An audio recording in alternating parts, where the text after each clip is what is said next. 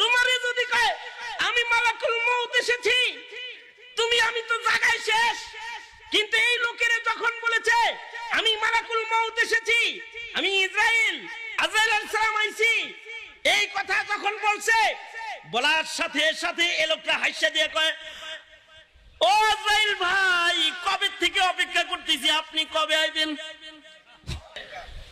আজরাইল ভাই, যখন তখন আপনি আসতে পারেন, এর লেগে আর সব সময় আমি ওযু কইরা থাকি। আজকেও আমি ওযুর হালতে আছি।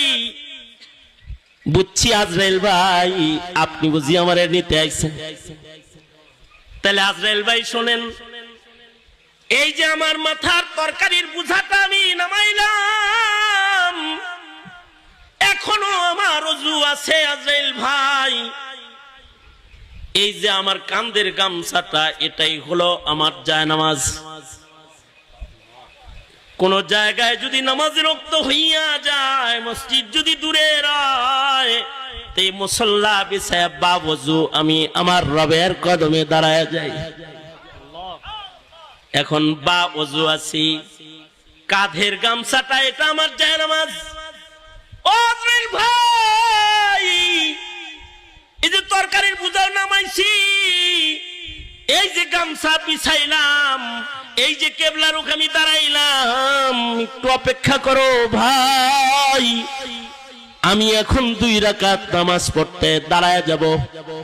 যখন আমি সিজদায় পড়ে আমার রবকে ডাকতে থাকবো, সুবহানা রাব্বিয়াল আ'লা আ'লা। আজরাইল ভাই রে, তখন তুমি আমার রূহটা কবজ কইরা লইয়া যাও। সারা জিন্দেগি ভর নামাজ পড়েছি আর দোয়া করেছি, সিজদার হালতে যেন আমার মরণ হয়।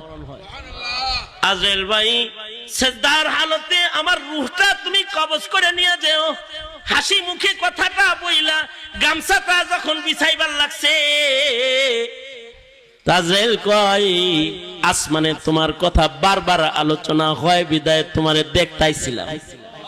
আজকে আর রূহ কবজ করতে আসি নাই, তোমার নেক আমল আর তোমার ঈমানের কারণে তুমি আসমানে বড় প্রশংসিত। আজকের মুলাকাত রূহ কবজের মুলাকাত নয়, আজকের মুলাকাত তোমার সাথে মুহাব্বতের মুলাকাত।